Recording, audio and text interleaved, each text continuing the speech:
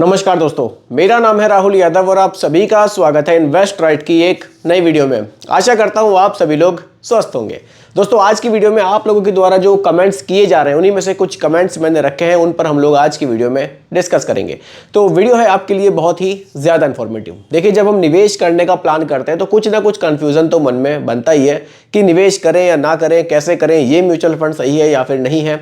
अगर आपके मन में भी इस तरह की कन्फ्यूज़न होती है तो बिल्कुल आप लोग वीडियोज़ को देख सकते हैं। और अगर आपको लगता है कि आप अपने कमेंट को, अपना जो भी आपके मन में सवाल बन रहे हैं उसको आप डिस्कस करना चाहते हैं मेरे साथ, तो बिल्कुल आप लोग भी कमेंट मुझे कर सकते हैं। आपके कमेंट को भी यहाँ मैं रखूंगा, उस पर हम लोग डिस्कशन करने की पूरी कोशिश करेंगे। देखिए, यहाँ जो मैं आप लोगों को बताता हूँ इस वीडियो में, ये मेरी तरफ से कोई रिकमेंडेशन आपके लिए नहीं होती, क्योंकि मैं वो राइट पर्सन नहीं हूँ जो मैं आपको कोई म्यूचुअल फंड सजेस्ट कर सकूँ। मैं सिर्फ आपको यहाँ एजुकेट कर सकता हूँ, आप लोगों को बता सकता हूँ कि इन म्यूचुअल फंड्स की परफॉर्मेंस ऐसी है, इनके ऐसे रिटर्न्स हैं। बाकी आपको जो म्यूचुअल फंड चूज करना है वो अपने रिस्क टॉलरेंस को देखते हुए करना है। ठीक है दोस्तों, स्टार्ट करते हैं। पहला जो कमेंट है, इनका कहना है कि सर प्लीज गाइड, क्या Motilal Oswal Nifty micro cap 250 index fund में 50,000 लमसम करना सही है या फिर नहीं है। अच्छा सवाल है। वैसे देखिए, इस फंड के ऊपर स्पेशली वीडियो मैं बना चुका हूं, फिर भी सर ने सवाल किया है। देखिए, माइक्रो कैप फंड्स क्या होते हैं। देखिए, जो हमारी टॉप की 100 कंपनियां होती हैं वो हमारी लार्ज कैप होती हैं, ठीक है। उसके बाद की जो 150 कंपनियां होती हैं, यानी कि 101 से शुरू होकर 250 तक जाएगी, ये हमारी मिड कैप होती है। उसके बाद 251 से लेकर 500 तक जो कंपनी आएंगी ये हमारी स्मॉल कैप होंगी। ये हमारा जो होता है ना टोटल, ये हमारा हो जाता है निफ्टी 500। ठीक है, यहां तक आपको क्लियर होना चाहिए। इसके बाद आता है माइक्रो कैप। अब माइक्रो कैप क्या होगा, 501 से स्टार्ट होगा और 750 तक जाएगा, ये होगा माइक्रो कैप। ये बिल्कुल क्लियरली आप समझिए, कंपनी अपनी जो वैल्यू है कंपनी की उसके हिसाब से रैंकिंग कंपनी को दी जाती है। तो यहां जो माइक्रो कैप में कंपनियां होंगी वो 501 रैंक से स्टार्ट होकर 750 रैंक तक टोटल 250 कंपनियों का एक इंडेक्स होगा, उसमें आपके पैसे को निवेश किया जाएगा।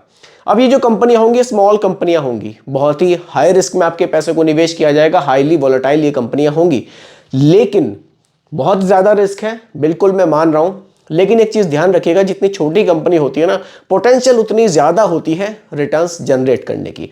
अगर आप एक एग्रेसिव इन्वेस्टर हैं, आप ज्यादा रिस्क मार्केट में ले सकते हैं, आपको कोई फर्क नहीं पड़ता अप एंड डाउन्स का मार्केट का, और आप कम से कम 10 से 15 साल के लिए निवेश कर रहे हैं, तब आपके लिए माइक्रो कैप इंडेक्स फंड एक अच्छा ऑप्शन हो सकता है। लेकिन एक चीज को और ध्यान से समझिए, जब हम किसी चीज पर बात कर रहे हैं, डिस्कस कर रहे हैं, तो पूरा क्लियर होना चाहिए। ये फंड एक्टिवली मैनेज नहीं होता है, ये पैसिवली मैनेज म्यूचुअल फंड है।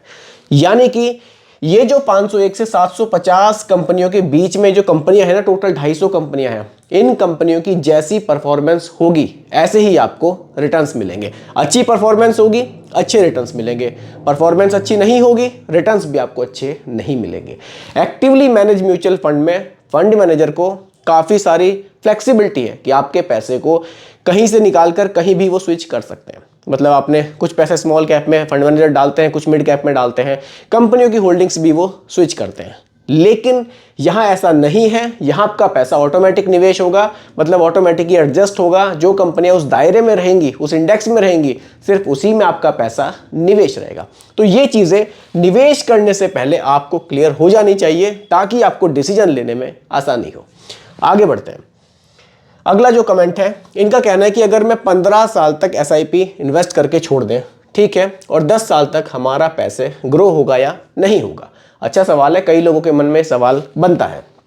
देखिए सर, मान लीजिए आपने कोई SIP स्टार्ट की, मान लीजिए आपने 5000 रुपीज पर मंथ की कोई SIP आपने स्टार्ट की, ठीक है।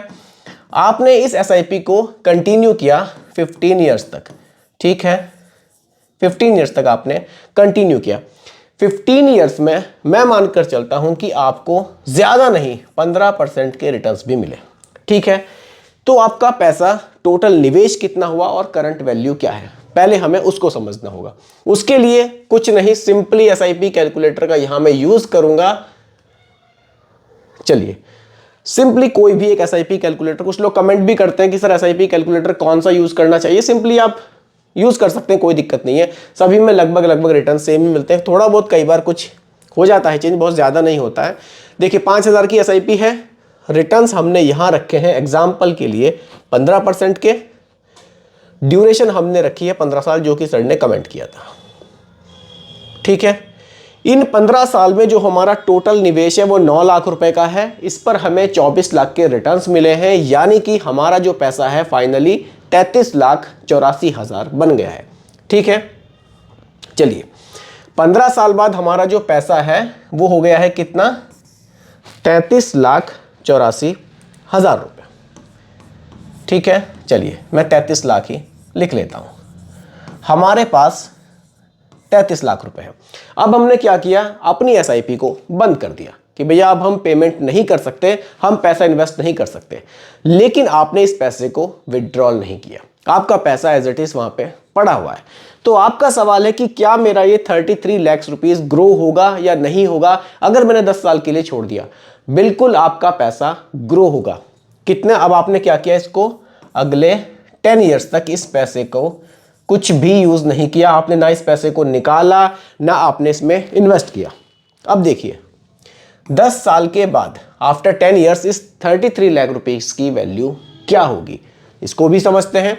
इसके लिए हमें क्या करना होगा, एक हमें यूज करना होगा यहां लमसम कैलकुलेटर, क्योंकि ये पैसा आपका ऑटोमेटिकली, आप कह सकते हैं कि ये पैसा आपका लमसम निवेश इस पैसे का हो चुका है जिस फंड में भी आप निवेश कर रहे थे। मान लीजिए कोई भी फंड था आपका जिसमें आपको जो भी रिटर्न्स मिल रहे थे। अब हमने यहां किया 33 लाख रुपीस हम यहां रख लेते हैं, 33 लाख। ठीक है, ड्यूरेशन 10 साल है हमारी। ठीक है, रिटर्न्स हमने फिर से वही मानकर चलते हैं जो हमें पहले मिल रहे थे। चलिए 15% यहां रख लेते हैं। ठीक है, अब देखिए जो हमारा निवेश था वो 33 लाख रुपए का था। अगले 10 साल में उस पे जो रिटर्न्स हमें मिले वो मिले कितने, 1 करोड़ रुपए के। और जो अगले 10 साल बाद हमारी जो 33 लाख रुपए इसकी वैल्यू थी वो बढ़कर कितनी हो गई, 1 करोड़ 33 लाख रुपए। जी हाँ बिल्कुल, देखिए निवेश हमारा 33 लाख का था, आपके सामने है, सब चीज बिल्कुल क्लियर आपके सामने है। इन चीजों को आप थोड़ा ध्यान से समझिए। 33 लाख रुपए इसका लमसम किया 10 साल के लिए, रिटर्न्स कितने मिले, 15% के, जो हमने एग्जाम्पल के लिए रखे हैं। जैसे कि हमने वहां SIP में 15% रखा था, वही हमने इस लमसम में रखा है। ठीक है, ये 33 लाख रुपीस बढ़कर 1 करोड़ 33 लाख रुपीस आपके बन सकते हैं, यानी कि 33 लाख रुपए 10 साल बाद बढ़कर कितने हो गए, 1.33 करोड़ रुपए।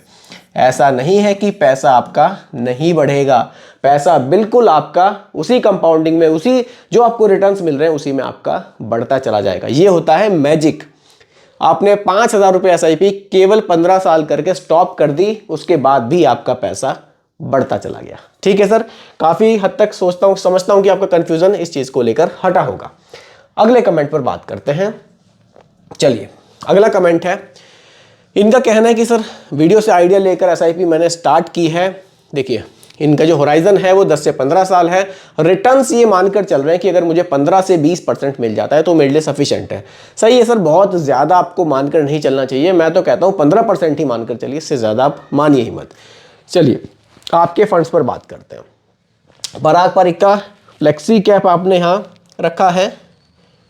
चलिए पराग पारिक का फ्लेक्सी कैप आपने रखा है, 2,000 रुपये रखे हैं। मोतीलाल ओसवाल मिड कैप रखा है, 3,000 रखे हैं। बहुत सही है सर, मिड कैप अच्छा है, फ्लेक्सी कैप आपका अच्छा है।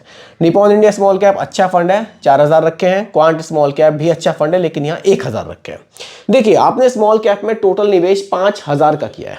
ठीक है सर, मेरे हिसाब से अगर आप चाहें तो दोनों में आप इनको इक्वली डिवाइड भी कर सकते हैं, कोई दिक्कत नहीं। Small cap, quant small cap ने अपने बहुत कम पैसा रखा है, वैसे दोनों स्मॉल कैप है। आप चाहें तो इनको आप थोड़ा सा क्वांट को आप बढ़ा सकते हैं। अगर आपको लगता है कि ठीक है उसमें मुझे 4,000 ही रखना है और आपको SIP थोड़ी सी बढ़ानी है तो आप यहाँ क्वांट को बढ़ा लीजिएगा। बाकी फंड सिलेक्शन आपका बढ़िया है, कोई दिक्कत नहीं है, लॉन्ग टाइम तक चलाइए, आपको अच्छे रिटर्न्स ये SIP बनाकर दे सकती है। बढ़िया सिलेक्शन है सर, कोई दिक्कत नहीं है। अगला कमेंट, इनका कहना है सर का एज 35 की है।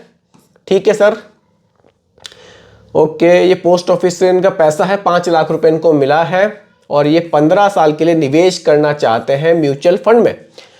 देखिए सर, आपने अभी तक पोस्ट ऑफिस में पैसा निवेश किया है। पोस्ट ऑफिस बिल्कुल सेफ जगह है पैसे को निवेश करने की, यहाँ आपका पैसे पर कोई रिस्क नहीं रहता।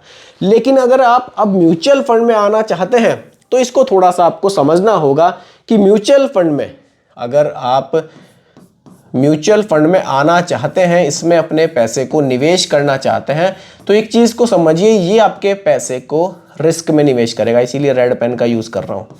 यहाँ आपके पैसे पर रिस्क रहेगा। अगर आप इस रिस्क को लेने के लिए तैयार हैं तभी आप म्यूचुअल फंड में निवेश कीजिएगा। अब रिस्क का जो डाइवर्सिफिकेशन है उसको मैं समझाऊंगा तो बहुत लंबी वीडियो हो जाएगी, आप मेरी बाकी वीडियो को देख लीजिएगा।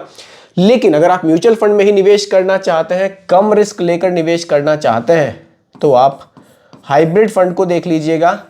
हाइब्रिड फंड में आप निवेश कर सकते हैं। कंजर्वेटिव हाइब्रिड फंड है, थोड़ा सा ज़्यादा रिस्क लेना चाहते हैं उसके बाद आपको एग्रेसिव हाइब्रिड फंड मिल जाएंगे। अगर आप प्योर इक्विटी फंड में निवेश करना चाहते हैं तो लार्ज कैप में आप निवेश कर सकते हैं।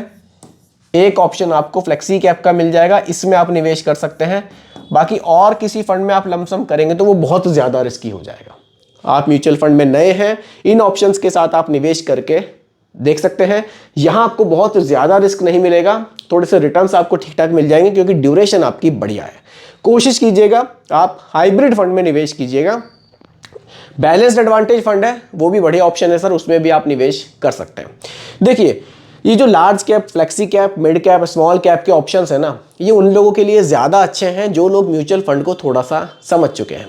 जो बिल्कुल अभी नए हैं और पोस्ट ऑफिस या बैंक को छोड़कर म्यूचुअल फंड में आ रहे हैं, मैं नहीं चाहता उनको किसी भी तरह का यहाँ पर ज़्यादा रिस्क मिले। वो थोड़ा सा इसको देखकर घबरा जाएं। कभी मार्केट में जब देखिए डाउन आ जाएगा ना, मार्केट में करेक्शंस आएंगे, वो लोग सबसे पहले घबराते हैं जो लोग बैंक को छोड़कर म्यूचुअल फंड में आए कि अरे यार गलती कर दी, म्यूचुअल फंड में आके यहाँ नहीं आना था।